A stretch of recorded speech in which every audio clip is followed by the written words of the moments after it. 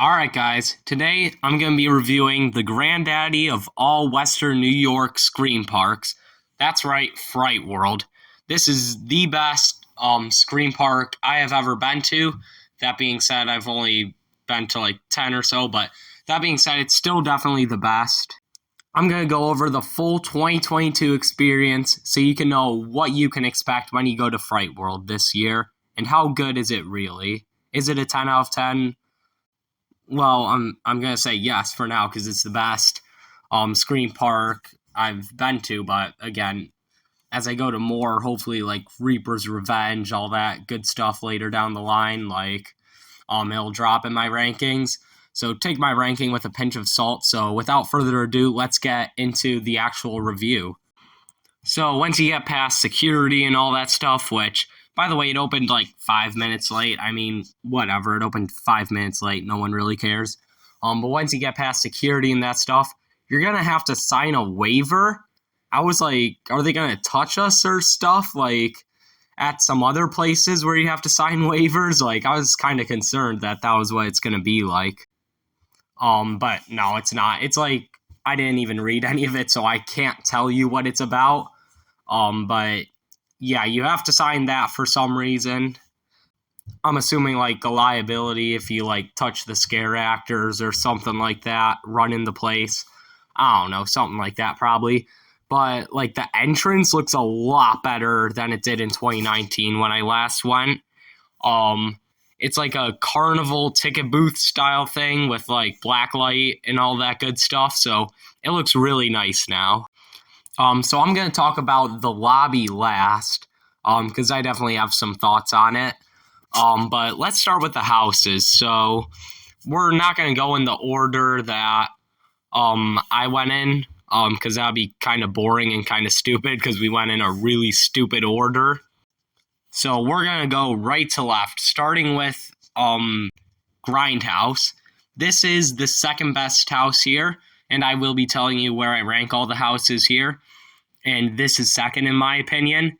It's got great actors and maybe the best like animatronics and like effects and like stuff that I've seen in a house, only behind maybe one other house in this place. I mean, spoilers, by the way. If you don't want to hear spoilers, you probably should click off the video right now. But assuming you do want to hear some stuff about the houses, they have these really cool like raccoon animatronics that like spit water at you. It's really cool. They've got two chainsaws in here. That was really weird. The second one's kind of just it's coming. It's right at the end. But the first chainsaw is really good. Like, that was the most scared I was in this place, is running from that first chainsaw in this house. And that's because I was at the front of the line. Oh boy, we heard that thing going and I just bolted. Yeah, I'm fast, but I ran into like 3 walls because it's kind of like a mini maze to go through when you're running from the chainsaw guy the first time. So I was just running full speed into a bunch of walls, which, I mean, I play football, so like I didn't get hurt or anything, but like, yeah, that was really funny. Like, I know like chasing a bunch of people like behind me, like just kept running into me, like when I ran into the walls and stuff. So that was kind of funny. Bunch of really good scares. Scare actors in general, like except for one house we'll get to later, are amazing in this house as well. Overall, just an incredible house. Definitely, well, all of them are worth doing because they're included with your like ticket or whatever, but this is definitely one of the best ones. So next, let's talk about Asylum. This one was probably the most surprisingly good one, in my opinion. I wasn't expecting much out of this. In fact, I was expecting this to be the weakest house of the bunch. But this actually comes in at third for me. And it's pretty close with Grindhouse in the number 1 spot. So first off, I'll say I did watch the Color of Dye's live stream, like long-ass video on Frightworld this year, and he said, or like his friend said, one of the two said that Asylum was like 3 minutes long this year. I personally felt like this was one of the longest, if not the longest, house in the place. Maybe that was because it's the first one and I wasn't expecting much out of it. By the way, this was the first one we did. But this was incredible. I mean, yeah, we got daisy chained for like 30 seconds, but I mean, if you run into that, I mean, just wait like 30 seconds, just like stand there and appreciate the sets or whatever, and you'll get out of a daisy chain unless it's really bad. So I want to give a shout out to the actors in this. These actors were the most Jesus Christ, energetic actors I have ever seen. Oh my God. Like the first room, I'll tell you this, there were like 5 of them or something, like all up in your face. It was crazy. They were so good. And like there was like a contortionist man, like there I will say this, they overused actors so much in this place in general, but especially in this house. And I think if they didn't do that, it could be second. But this is still amazing. Like, for example, like I saw someone scare me and then like go somewhere else, and then they scared me again. Like, didn't scare me, but attempted to. But I didn't get scared because like I knew they were coming. So I mean, they could fix that problem. Maybe don't have like 5 people trying to scare you at the front entrance. Like, I know you're trying to make a statement or whatever, but yeah, it's unnecessary, especially when you have that overuse of actors problem. But the sets are all really good.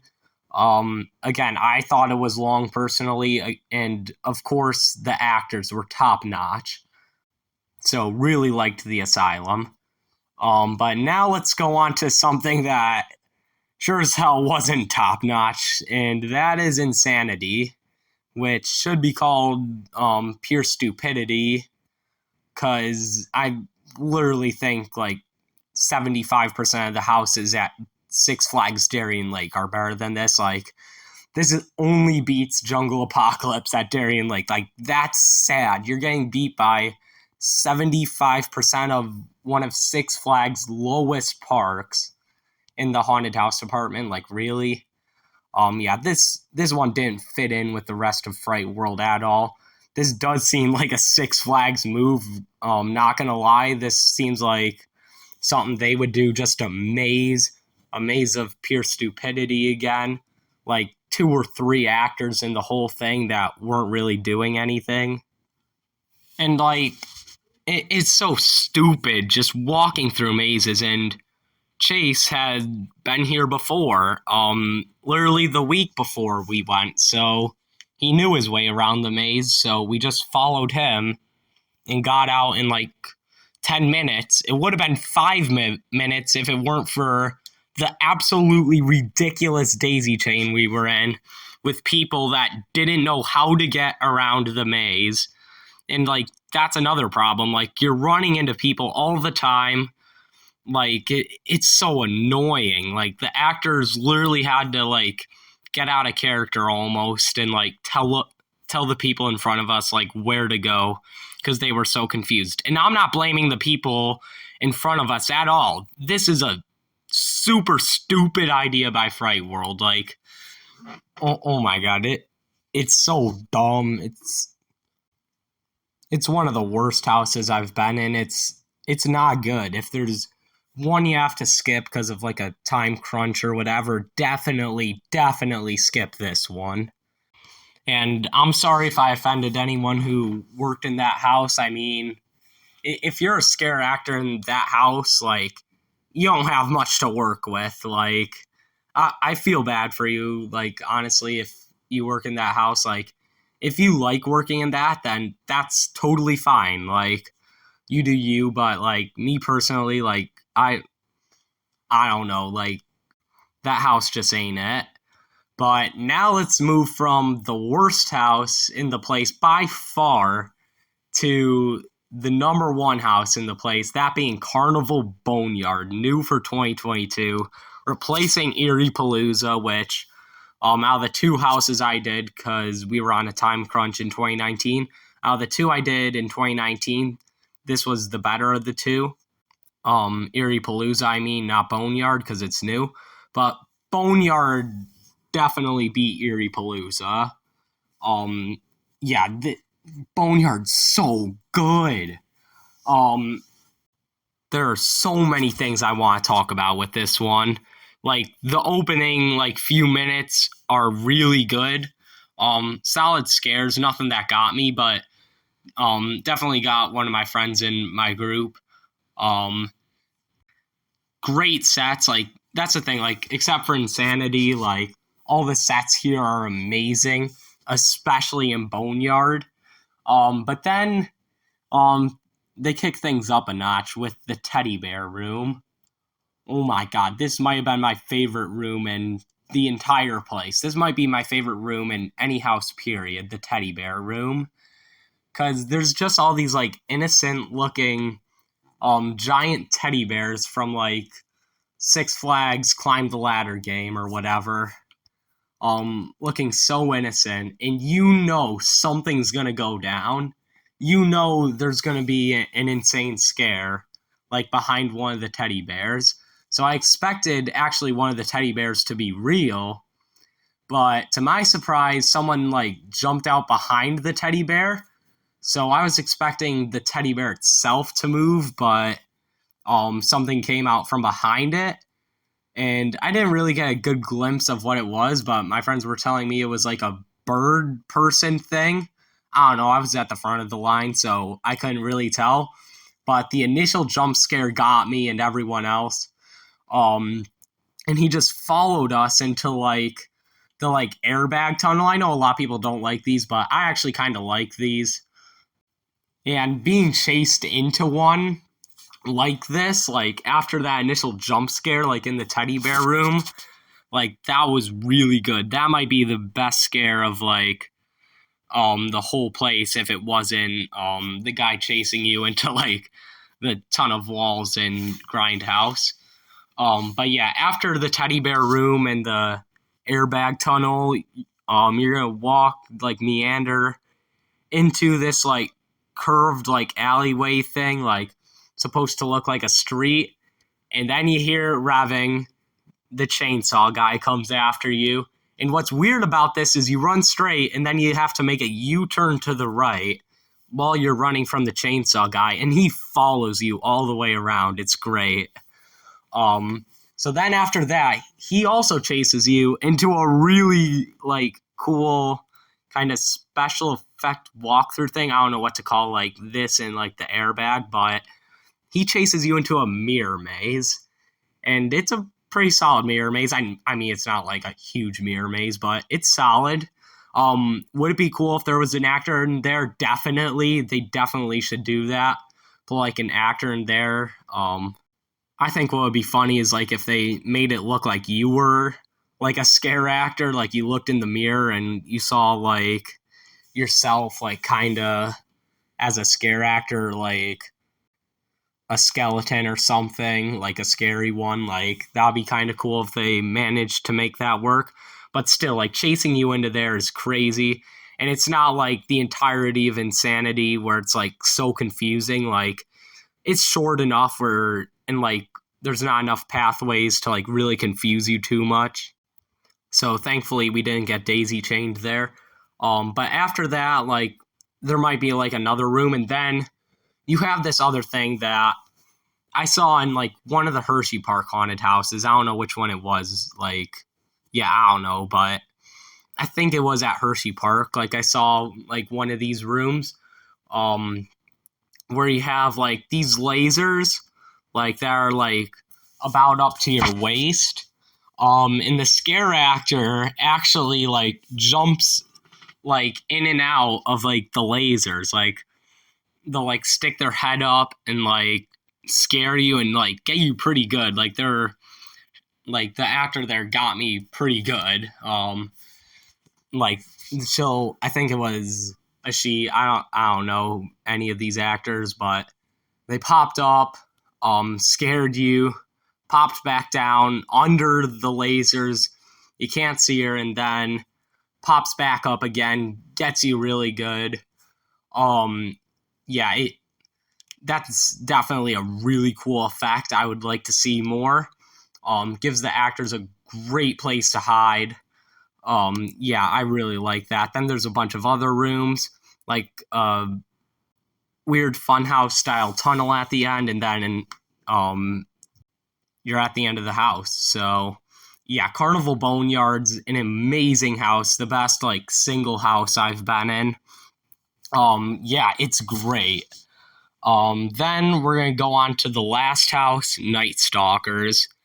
This was the one I was the most looking forward to, and it severely disappointed me. It was short, probably the shortest out of all the houses. Lack of scare actors. The scare actors that were there were really good, but there was a lack of them. The sets were really cool. There was like one of those airbag things, but it was like just up to your waist, so it was kind of useless. Yeah, Night Stalkers, like I don't know, like it's I think it's still like a really good house. Like it's definitely nowhere near like a Six Flags level house, but it's definitely not quite up there with the other Fright World houses besides Insanity. Um, but yeah, it's still definitely a good house. Definitely worth going in for sure, even if it has like a half-hour wait. But just don't expect the greatest house of all time like I was for some reason. Maybe like if they bring back the lights out, because like the stupid Night Stalkers Reloaded thing with the lights on or whatever. Like I've heard it was so much better when it was lights out with the flashlight. So if they bring that back, maybe it'll be my favorite here. But who knows? But that's all the houses. So to recap, Insanity, aka Stupidity, is by far number 5. Then we take a significant jump up to Night Stalkers at 4, and then a smaller jump up to Asylum at 3, Grindhouse at 2, and Carnival Boneyard at 1. So now I'm going to talk about the lobby. This was actually kind of a good lobby. I mean, there were a lot of actors, but like people just like got pictures with them, like talked with them like normally, like not actually like running and stuff. Like that, and that's like a good thing. Like kids shouldn't be just like running and screaming for their life, which there was some of that, but not too much. What really like kind of made me mad was the fact that a lot of the actors like, and I get it, like you're trying to be nice and like get the pictures and stuff with the kids. Like the kids shouldn't be like going, yo, like the big clown want to take a picture, like that's kind of stupid. But like still, like I wish they would like actually scare people more. That'd be cool. It's like an open lobby. It's a perfect place to do it. But yeah, um that's kind of a bummer. But overall, Fright World's definitely the best house in Western New York. Definitely recommend it if you're in Western New York or visiting. So yeah, let me know what you guys think of Fright World down in the comments below. Is it better this year than it has been in years past? Um, Make sure like, comment, subscribe, and I'll see you guys next time.